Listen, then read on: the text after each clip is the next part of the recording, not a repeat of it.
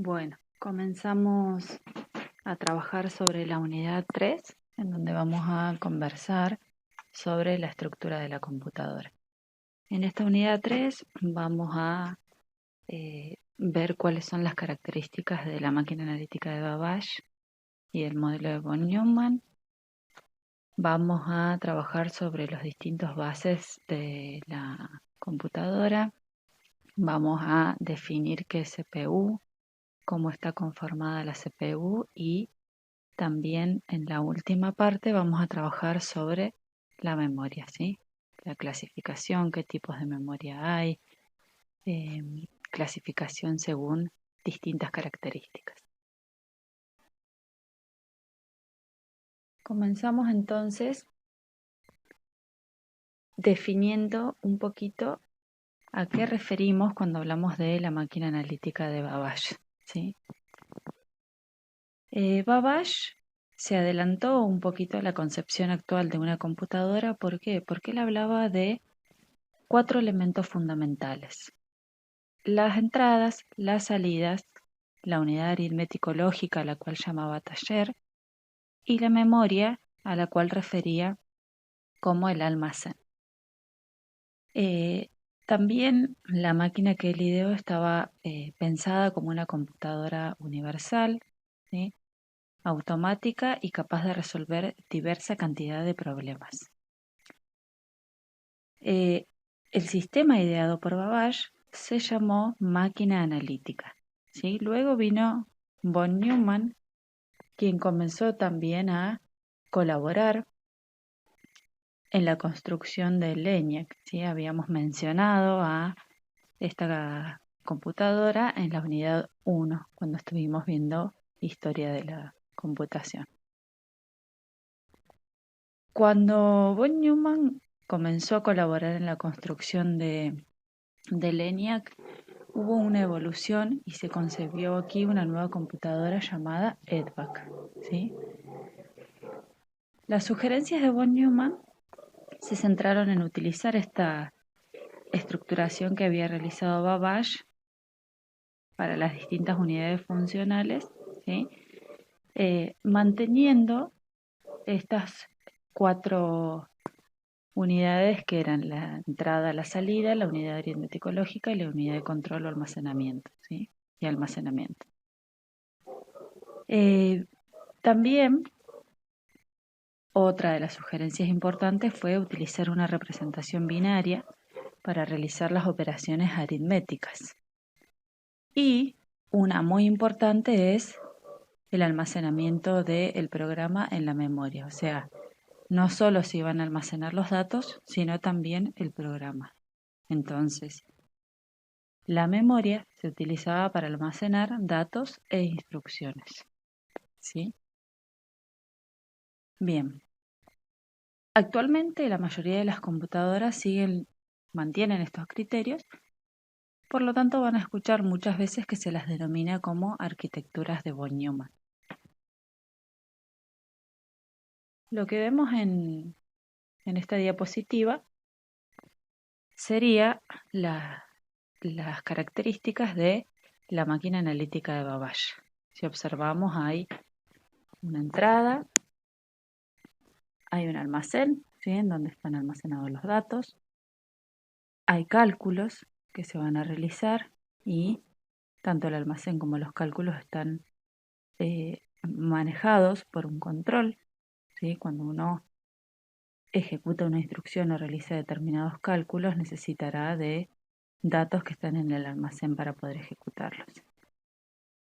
Y hay también una salida, es decir, todos los cálculos que realizamos y de los cuales obtuvimos un resultado determinado, se mostrará en una determinada salida.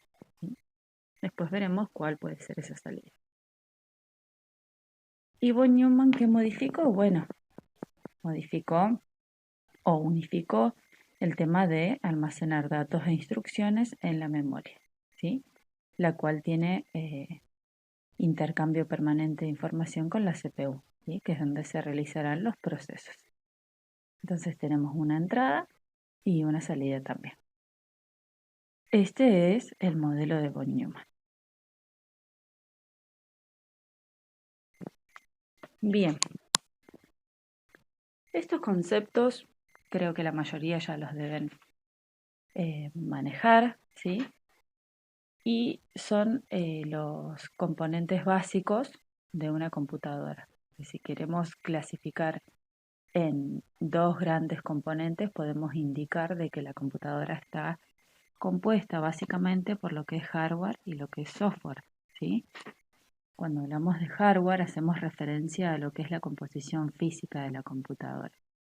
El teclado, el mouse, el monitor, los discos, eh, todo lo que ustedes pudieran mencionar como elemento o como componente físico de la computadora.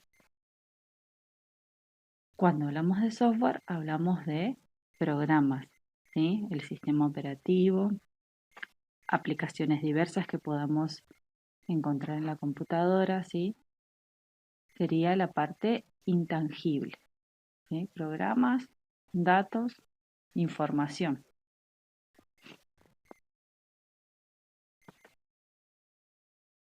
Toda computadora posee al menos estos tres componentes: la CPU o unidad central de procesamiento, una memoria principal y algún periférico de entrada y de salida. Los dispositivos de entrada permiten al usuario ingresar los datos, ¿sí? Es decir, permiten la comunicación entre el usuario y la computadora. Ingreso de datos. La CPU lo que permite es procesar estos datos. Y los dispositivos de salida lo que permiten es entonces mostrar o comunicar a otros medios los resultados. Hay diversidad en cuanto a dispositivos de entrada y dispositivos de salida, ¿sí? Un teclado, por ejemplo, sería un dispositivo de entrada que me permite ingresar datos a la computadora, el mouse, un micrófono, ¿sí? Un dispositivo de salida sería, por ejemplo, el monitor, en donde yo veo resultados. Una impresora, un auricular también podría ser un dispositivo de salida, ¿sí?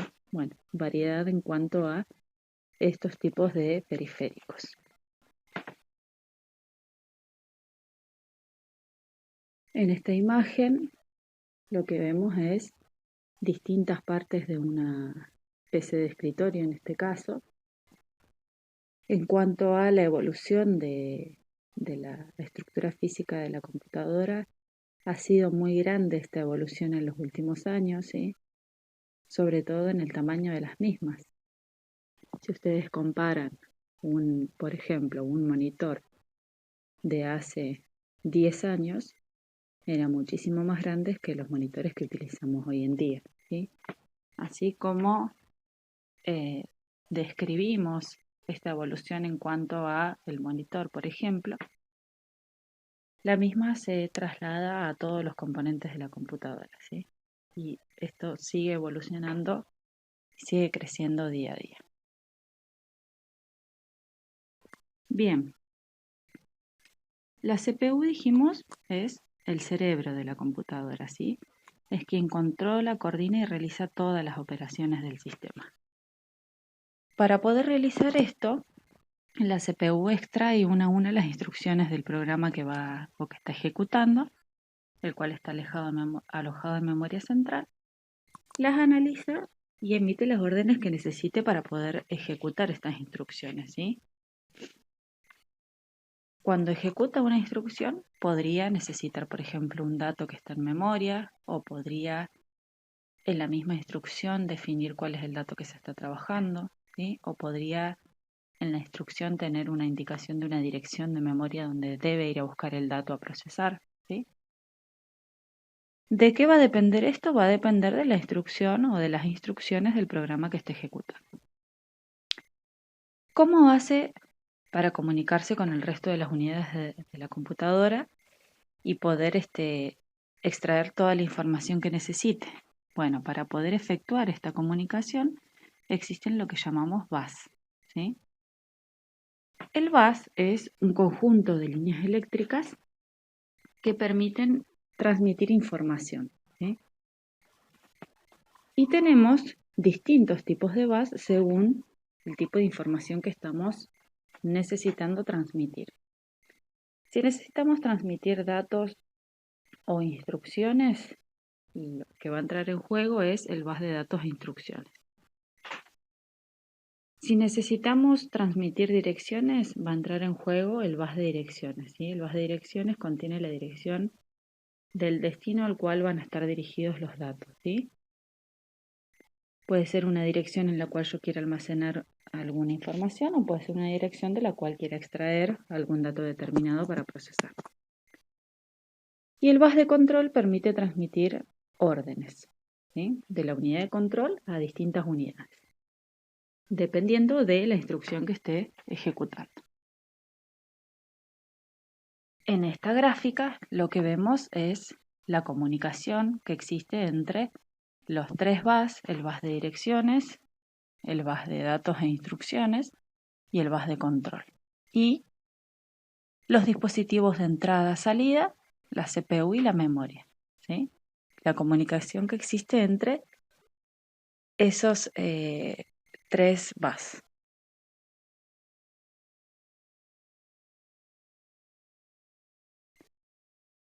Bien. Unidad central de procesamiento o CPU. Dijimos que es el cerebro de la computadora y que lo que hace es controlar, coordinar y realizar todas las operaciones del sistema. Para esto,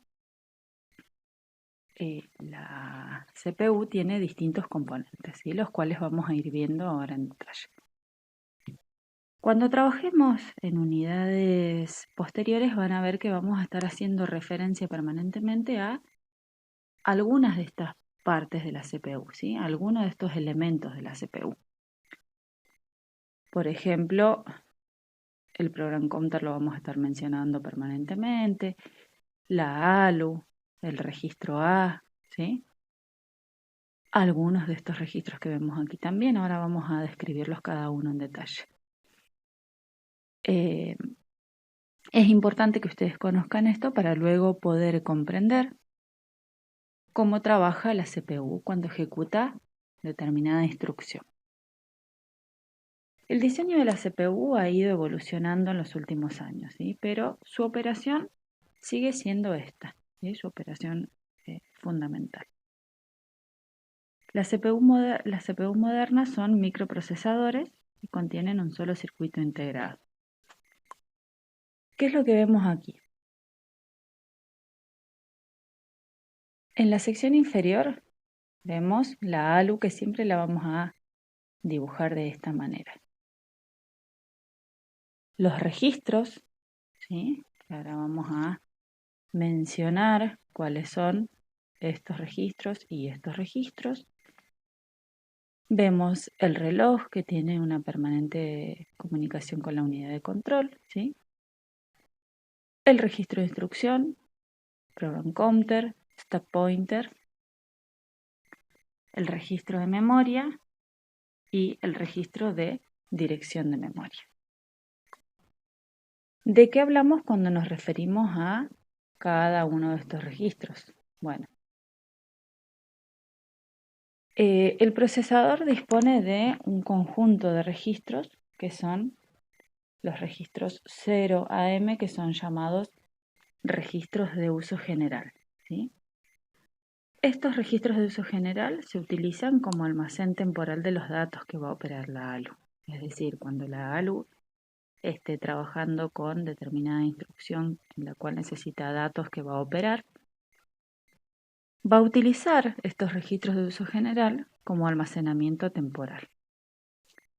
También puede almacenar direcciones de memoria, ¿sí? Cuando trabajemos luego nosotros en la última unidad con operaciones aritmético-lógicas, van a ver que permanentemente vamos a hacer referencia al registro A o acumulador, ¿sí? Que sería el registro 0 en este caso. Asociado al acumulador y a la ALU existen unos biestables indicadores. ¿Qué indican? Bueno, estos biestables van a indicar distintas situaciones del acumulador, del registro 0, con un valor 1 o 0, dependiendo de la última operación que se efectuó en la ALU. Tenemos el registro de acarreo, el registro de acarreo auxiliar. Cuando hablamos de acarreo, recuerden lo que vimos ya en la unidad 2, ¿sí? Cuando hacíamos operaciones en donde teníamos acarreo. El indicador de signo, si el último resultado de la ALU es negativo, toma el valor 1, ¿sí? Si no, tomará el valor 0. Si hay un 1 en este indicador, es un valor negativo el resultado de la operación efectuada en la ALU, y si no, es positivo. El indicador de 0, es decir, si el último resultado en la ALU fue un 0, ¿sí? Realicé una operación aritmético-lógica y el resultado fue 0, en este indicador habrá un valor 1 y si no, habrá un valor 0. El indicador de paridad, ¿sí? Me indica si es un valor par o impar. El indicador de overflow, ¿sí? Me indica si hubo un desbordamiento, ¿sí? Si hubo desbordamiento, entonces tendré el valor indicador en este registro. ¿Qué más tenemos? Bueno, tenemos el registro de dirección de memoria, en donde está la dirección del próximo dato que se va a leer o a escribir, ¿sí? Puede ser dirección de un dato que yo necesite para operar, o puede ser dirección en donde yo voy a almacenar un resultado. El registro de memoria, en donde está el dato a escribir en la memoria o la información leída de ella, ¿sí? Fíjense que en la anterior hablábamos de dirección del dato a leer o a escribir. En este registro hablamos de el dato directamente. Bien, la unidad de control. ¿Cuál es la función de la unidad de control?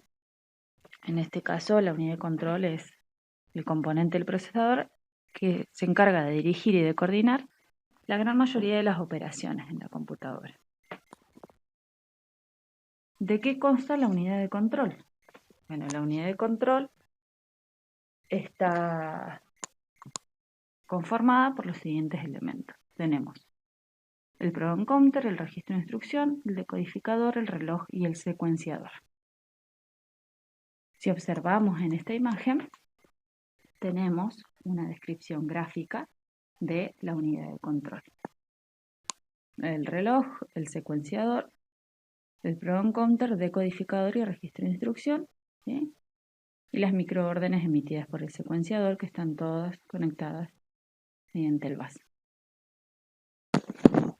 Bien, para ejecutar una instrucción, entonces hay que buscarla, ¿sí? Hay que buscar la instrucción, lo cual implica leer la instrucción que se va a ejecutar y almacenarla en el registro de instrucción. En el registro de instrucción vamos a tener almacenado temporalmente la instrucción que la unidad de control está ejecutando, ¿sí? Entonces esa instrucción va a estar almacenada en el registro de instrucción. Esta instrucción va a tener dentro de ella el código de operación.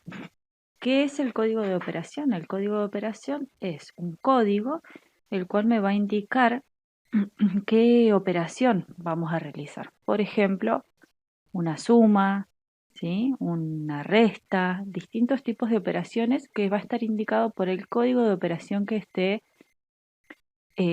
definido en esa instrucción.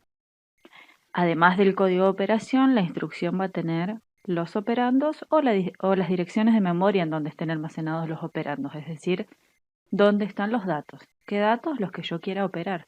Por ejemplo, sumar dos valores, ¿sí?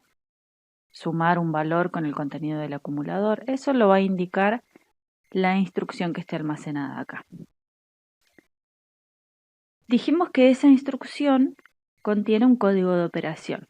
El decodificador es quien se encarga de extraer ese código de operación para poder analizarlo y emitir las señales necesarias para que se ejecute esa instrucción mediante el secuenciador. El secuenciador genera órdenes muy elementales llamadas microórdenes, las cuales son sincronizadas por el reloj, ¿sí? el reloj va a emitir una sucesión de impulsos eléctricos que van a definir los instantes en que se van a ir ejecutando los distintos pasos que consta de la instrucción, ¿sí? De los cuales consta cada instrucción. Entonces, este me va a ir indicando tiempo y el secuenciador va a ir generando esas órdenes para que pueda ejecutarse la instrucción.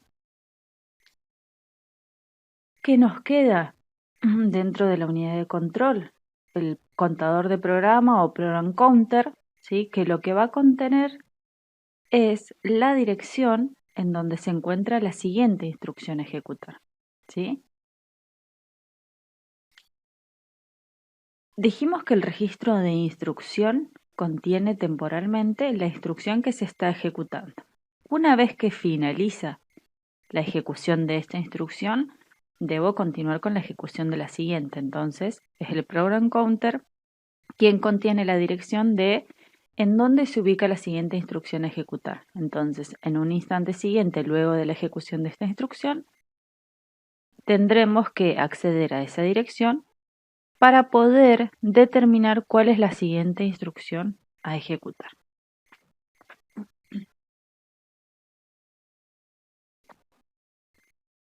Bien, vamos a trabajar con la definición de distintos ciclos, ¿sí? Cuando hablamos de ciclos tenemos los ciclos de reloj, de máquina y un ciclo de instrucción. Comencemos entonces por el ciclo de reloj. El reloj se basa en la teoría binaria para marcar el ritmo, también denominado pulso, ¿sí?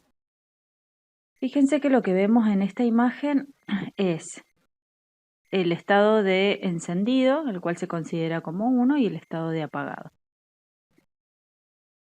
Esto que vemos acá sería la representación de un periodo o ciclo de reloj, ¿sí? Estado de encendido y estado de apagado. Dentro de un periodo determinado de tiempo, o sea, en un segundo, yo puedo tener varios periodos de estos, ¿sí? La cantidad de periodos o ciclos que yo tenga en un segundo va a ser la frecuencia. La frecuencia o velocidad de cambio la vamos a estar nombrando en hercios o hertz, ¿sí? Un hertz es un ciclo por segundo, es decir, que son los ciclos de cambio por segundo. Cuanto mayor frecuencia tengamos, la velocidad del ciclo de ejecución va a ser mayor, ¿sí? Entonces, cuando hablemos de frecuencia, estamos hablando de cantidad de ciclos por segundo, cantidad de estos periodos o ciclos que yo tengo en un segundo, ¿sí? Entonces, el periodo o ciclo lo podríamos calcular como 1 sobre la frecuencia, ¿sí? 1 sobre la cantidad de ciclos por segundo. Tenemos en esta tabla una definición de los múltiplos y los submúltiplos de la unidad de medida de Hertz, ¿sí? Y en la siguiente tenemos también una tabla en donde observamos múltiplos y submúltiplos de los segundos en este caso, ¿sí? ¿Por qué mencionamos estas tablas? Bueno, porque nos van a servir para realizar las conversiones que querramos hacer. Si nosotros queremos realizar un cálculo en megahertz, gigahertz o kilohertz, ¿sí? O nanohertz, lo que fuese, lo mismo con los segundos, tenemos en esta tabla definidas los valores de múltiplos y submúltiplos para poder realizar las conversiones que corresponden. Bien, entonces, habiendo ya definido lo que es frecuencia y periodo, vamos a realizar el siguiente cálculo. Si yo digo que el reloj tiene una frecuencia de 4 MHz, ¿sí? En este caso, vamos a calcular cuál es el periodo o ciclo de reloj. Van a haber distintos tipos de cálculos que vamos a hacer en base a la definición de frecuencia y la definición de periodo, ¿sí? Eso lo van a trabajar en la práctica, pero vamos a hacer un ejemplito acá. Entonces, Si el reloj tiene una frecuencia de 4 MHz, dijimos que la frecuencia es la cantidad de ciclos por segundo, ¿sí? Cantidad de ciclos por segundo. Si volvemos a la tabla de los múltiplos, ¿sí? Tenemos la equivalencia entre megahertz y hertz, ¿sí? Un megahertz sería 10 a la 6 hertz. Entonces, si un megahertz es 10 a la 6 hertz, entonces 4 megahertz es 4 por 10 a la 6 ciclos por segundo. El ciclo de reloj, entonces dijimos que va a estar determinado, o lo vamos a poder calcular, como 1 sobre la frecuencia, ¿sí? 1 sobre esta frecuencia que definimos anteriormente según los datos que yo tengo en cuanto a frecuencia de reloj. 1 sobre 4 por 10 a la 6 segundos, ¿sí? Porque es cantidad de ciclos por segundo. Si realizamos este cálculo, ¿sí? 4 por 10 a la 6 me va a dar 1 sobre 4 millones de segundos, lo que es lo mismo que este valor que vemos acá, 0,00000025 segundos, ¿sí? Si quiero realizar la conversión a nanosegundos, según la tabla que vimos anteriormente, ¿sí? Con el método de conversión de unidades de medida, puedo hacerlo multiplicando, ¿sí? Ya que un nanosegundo equivale a 10 a la menos 9 segundos. Entonces, 0,00000025 segundos equivale a 250 nanosegundos, ¿sí? ¿Podría dejarlo expresado en segundos? Podría también.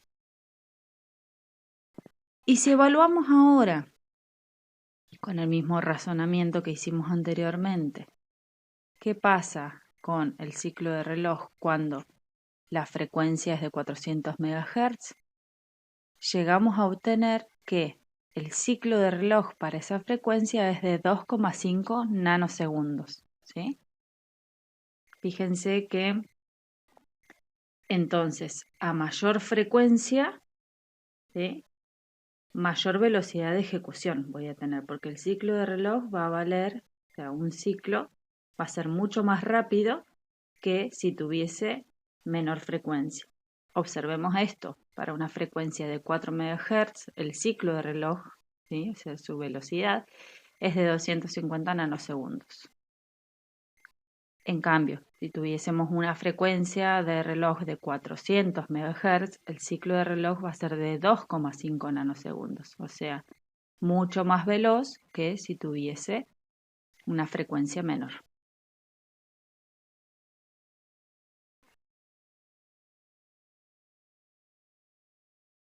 ¿Qué es el ciclo de máquina? Hablamos recién del ciclo de reloj, ¿sí? Pero el ciclo de máquina es el tiempo mínimo que se necesita para poder ejecutar una instrucción. Ese tiempo está formado por determinado número de ciclos o periodos de reloj, ¿sí? Y el ciclo de instrucción es el periodo que tarda la CPU en ejecutar una instrucción, pero en este caso en lenguaje de máquina. Lenguaje de máquina es decir, representación de la instrucción en ceros y unos, ¿sí? No estamos hablando de ningún lenguaje de programación determinado, sino que estamos hablando de lenguaje de máquina, representación en ceros y unos. El ciclo de instrucción se compone de dos fases principales que a su vez están subdivididas: la fase de búsqueda y la fase de ejecución. La fase de búsqueda está compuesta por dos partes. La primera es buscar la instrucción en la memoria principal, que lo que se hace es volcar el valor del program counter sobre el bus de direcciones, ¿sí? Recordemos que el program counter contenía la dirección de la próxima instrucción a ejecutar, ¿sí? Entonces, esa dirección, mediante el bus de direcciones, va a permitir acceder a la siguiente instrucción a ejecutar. La CPU pasa la instrucción de la memoria principal a través del bus de datos al MDR o registro de datos de memoria, ¿sí? Y luego el valor de este registro de datos de memoria se coloca en el registro de instrucción. Entonces, en ese momento yo tengo en el registro de instrucción la instrucción que se va a ejecutar. Y el siguiente paso de esta fase de búsqueda es la decodificación. ¿Sí? El decodificador de instrucción entonces interpreta e implementa la instrucción. Dijimos que en el registro de instrucción vamos a tener entonces la instrucción a ejecutarse, ¿sí? La instrucción que se está ejecutando, y en el program counter la dirección de la próxima instrucción a ser ejecutada.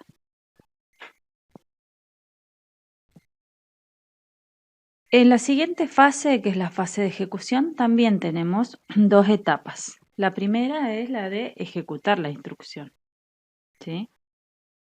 Entonces, se decodifica esa instrucción que nosotros queríamos o estamos ejecutando. Esa instrucción es interpretada, ¿sí? Y es ejecutada. Una vez que esa instrucción se ejecutó, se debe almacenar o guardar los resultados. ¿Sí? Entonces, el resultado que se genera en esa operación, ¿sí? En esa ejecución de instrucción, se almacena en la memoria principal o se envía a un dispositivo de salida. ¿De qué va a depender esto? Va a depender siempre de la instrucción. Bien, estas entonces son las dos fases principales del ciclo de instrucción. Las dos fases principales serían búsqueda y ejecución, y luego tenemos la subdivisión de cada una de estas fases.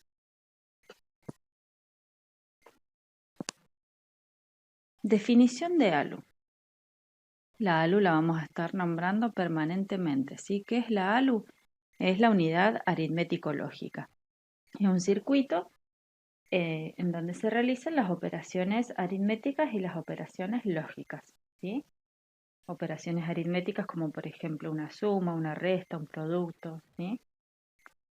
Y operaciones lógicas, una conjunción, una disyunción, una negación, ¿sí? Dentro de la ALU se van a efectuar todas estas operaciones, ya sean aritméticas o sean lógicas. La ALU se compone básicamente del circuito operacional, de los registros de entradas B y acumulador, del registro acumulador y de los registros de estados. Dentro del circuito operacional que se almacena, bueno, contiene los circuitos necesarios para realizar las operaciones, ¿sí? ¿Qué operaciones se van a efectuar? Bueno, todas las operaciones aritméticos y lógicas. Dentro del circuito operacional, fíjense que nosotros vemos una conexión con el registro A y el registro B, ¿sí? El registro A y B son registros que habíamos mencionado ya, que están dentro de ese grupo de registros que van del 0 a M. El registro 0 o A o acumulador va a ser uno de los valores de entrada que van a entrar en juego en este cálculo que se va a realizar dentro de lo que es circuito operacional. Y la otra entrada, fíjense que viene del registro B. ¿Qué pasa con el resultado del cálculo o la operación que se efectúe en el circuito operacional? Bueno, ese resultado va a ser almacenado en el registro 0 o registro A, ¿sí? Entonces, este dato que yo tenga en primera instancia como dato de entrada al circuito operacional va a ser sobrescrito cuando el circuito emita un resultado, un dato de salida y lo vuelva a escribir en ese registro. Es decir, que voy a tener, por ejemplo, si quiero sumar 3 más 5, entonces el 3 va a entrar como dato de entrada y el 5 va a entrar también como dato de entrada. Esto va a realizar un cálculo y me va a devolver un 8 como resultado de salida, ¿sí? Como un resultado. Entonces, esa salida va a ser almacenada en el registro A. Por lo tanto, el 3 que tenía almacenado en primera instancia va a ser sobrescrito con ese valor 8. ¿Por qué mencionamos esto? Porque luego cuando trabajemos con instrucciones hay que tener en cuenta eso, ¿sí? Que si yo ese valor de entrada necesito almacenarlo para alguna otra operación posterior, tengo que ver cómo lo almaceno para no perderlo en esa sobreescritura. Bien, entonces, en los registros de entradas, que son el B y el acumulador, vamos a almacenar los datos u operandos que intervienen en la instrucción, ¿sí? Que va a formar parte de, entonces, pues esos datos van a formar parte del cálculo que se va a realizar en el circuito operacional. El registro de estados, que es lo que vemos aquí, es un conjunto de biestables que los habíamos mencionado ya anteriormente, en donde vamos a tener indicadores, es decir, cada uno de estos biestables va a contener o un 1 o un 0, ¿sí? Un 1 o un 0 cada uno, y que me van a indicar distintos estados, distintas situaciones según el cálculo que se realizó aquí. Si yo obtuve un valor, por ejemplo, negativo en el bit de signo, voy a tener la indicación de que ese valor es negativo, ¿sí? Voy a tener un 1. Si obtuve un valor par, voy a tener entonces en el biestable de paridad la indicación de que ese resultado fue par, es decir, este registro de estados me va a indicar con cada uno de los biestables cómo fue el resultado de la operación efectuada en el circuito operacional.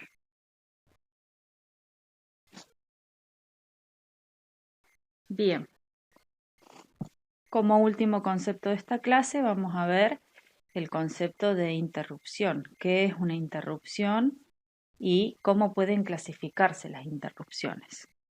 Una interrupción es una señal que recibe el procesador para indicar que debe interrumpir lo que está ejecutando, ¿sí? ¿Para qué? Para poder ejecutar otro código determinado, para atender determinada situación imprevista. Una interrupción es una suspensión entonces de la ejecución que está en proceso para poder atender o ejecutar una subrutina de servicio de interrupción, ¿sí? Existe una línea capaz de avisar a la CPU cuando se necesita realizar una interrupción. Esta línea se llama o se denomina IRQ, que viene de sus siglas en inglés. Estas son líneas que llegan al controlador de interrupciones, un componente de hardware que se dedica a gestionar estas situaciones de interrupciones para poder detener la ejecución de la instrucción actual y atender la subrutina por la cual se llevó a cabo esta interrupción. Si varias líneas de solicitud de interrupción se activan a la vez, entonces será el controlador de interrupciones el que tiene que determinar, ¿sí? Evaluar las prioridades y definir cuál va a ser la interrupción que se va a atender en ese momento.